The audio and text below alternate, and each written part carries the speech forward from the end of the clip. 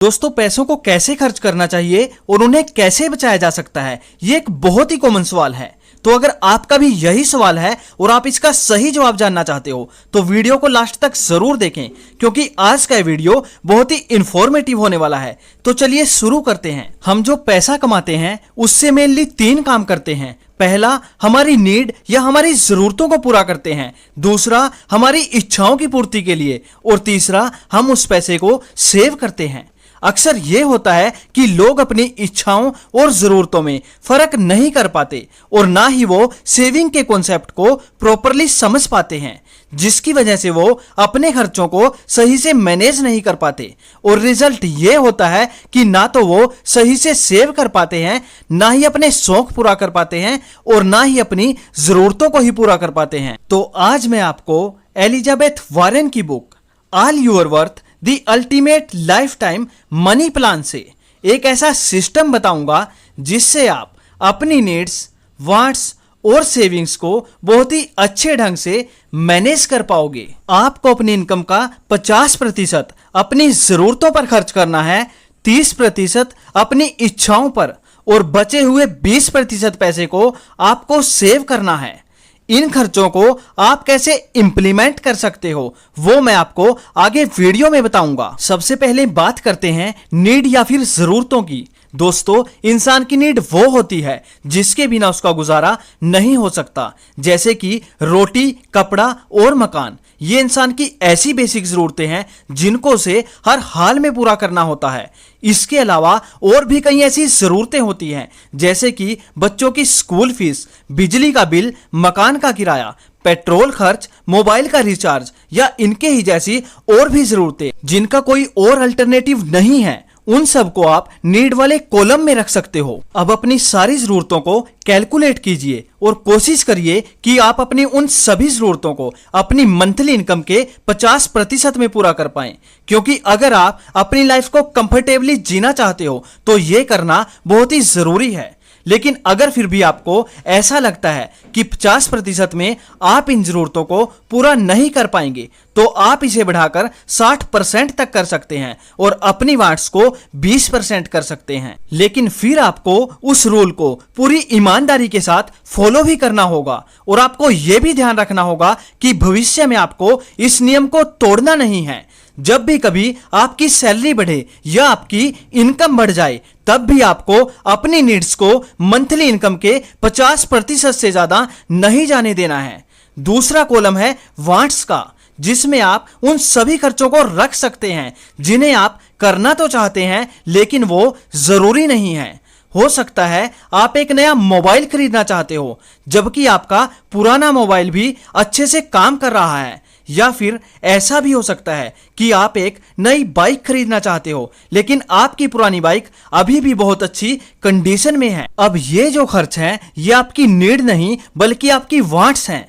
ऐसे ही वेकेशन पर कहीं घूमने जाना, महंगे कपड़े लेना, महंगे होटल में खाना खाना या इसी तरह के दूसरे खर्चे, ये सब आपकी इच्छाएं हैं, जरूरतें नहीं। बस आपको करना इतना है कि ये खर्चे आपको उस पैसे से करने हैं जो पैसा आपने अपनी वांट्स के लिए निकाल कर रखा है। यानी कि अगर आपकी सैलरी 15,000 है और आप एक नया मोबाइल खरीदना चाहते हैं, महंगे होटल में खाना खाना चाहते हैं या फिर एक नई बाइक लेना चाहते हैं, तो आपको ये सारे खर्चे अपनी मंथली इनकम के उस 30% यानी कि 4500 रुपए से मैनेज करने हैं जो आपने अपनी वांट्स के लिए निकाल कर रखा है। अब अगर आपका मोबाइल फोन 12,000 रुपए का है तो आपको अगले 3 महीने तक इस 4500 रुपए को इकट्ठा करना चाहिए और 3 महीने बाद नया मोबाइल फोन लेना चाहिए। और अगर आप किसी महंगे होटल में खाना खाने के लिए एक्साइटेड हैं तो पहले ये तय कर लीजिए कि आप महीने में 1 बार खाएं या 10 बार खाएं, लेकिन आपको अपनी वांट्स पर अपनी सैलरी के 30% यानी कि 4500 रुपए से 1 रुपया भी अधिक खर्च नहीं करना है। और अगर आपने अपनी नीड्स को 50% से बढ़ाकर 60% कर दिया है तो अब आपके पास अपनी वांट्स पर खर्च करने के लिए केवल 20% ही पैसा बचता है। इससे ज्यादा खर्चा आपको कभी नहीं करना चाहिए। अब तीसरा कॉलम है आपकी सेविंग्स का, और इसमें आपको पूरी ईमानदारी के साथ अपनी इनकम का 20% हिस्सा सेव करना है। और अगर आप यहां पर चीटिंग करोगे तो लॉन्ग टर्म में इसका नुकसान आपको ही उठाना पड़ेगा। आई एम श्योर आप ऐसा नहीं करना चाहोगे। तो इसके लिए जरूरी है कि आप अपनी सेविंग्स को पूरी ईमानदारी से करें। इस सेविंग में कम से कम 10% पैसे आप कैश में जमा करें और बाकी के 10% पैसे को आप कहीं इन्वेस्ट कर सकते हो, जैसे कि आप किसी कंपनी के शेयर्स खरीद सकते हो या फिर किसी म्यूचुअल फंड में इन्वेस्ट कर सकते हो। लेकिन हां, अपनी हार्ड अर्न मनी को कहीं पर भी इन्वेस्ट करने से पहले आप ये मेक श्योर कर लें कि आपको इन्वेस्टमेंट की अच्छे से नॉलेज होनी चाहिए।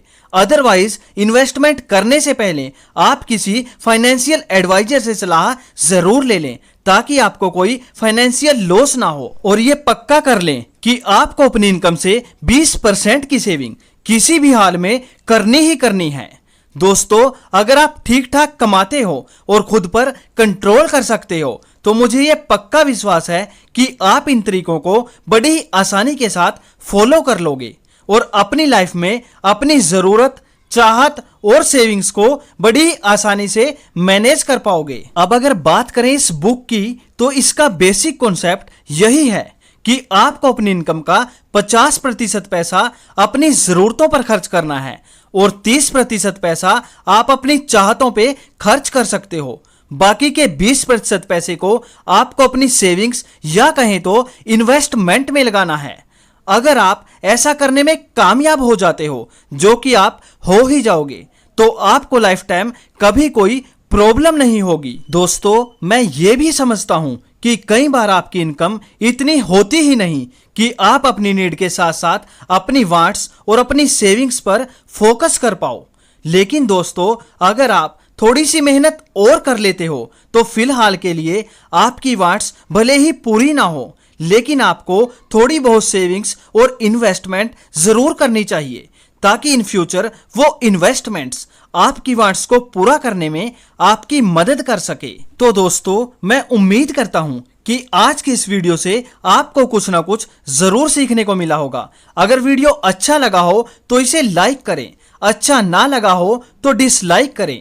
और अगर आप हमारे इस चैनल पर नए हों और इस तरह की और भी इंफॉर्मेटिव वीडियोस देखना चाहते हो तो हमारे चैनल को अभी सब्सक्राइब कर लें और बेल आइकन को ऑल पर सिलेक्ट कर लें ताकि आपको हमारी आने वाली वीडियो की नोटिफिकेशन सबसे पहले मिल सके। और दोस्तों, आप नेक्स्ट वीडियो किस टॉपिक पर चाहते हो कमेंट जरूर कीजिएगा। तो दोस्तों, आज के वीडियो में इतना ही। जल्द मिलेंगे एक और नई इंफॉर्मेटिव वीडियो के साथ। तब तक के लिए टेक केयर। जय हिंद दोस्तों।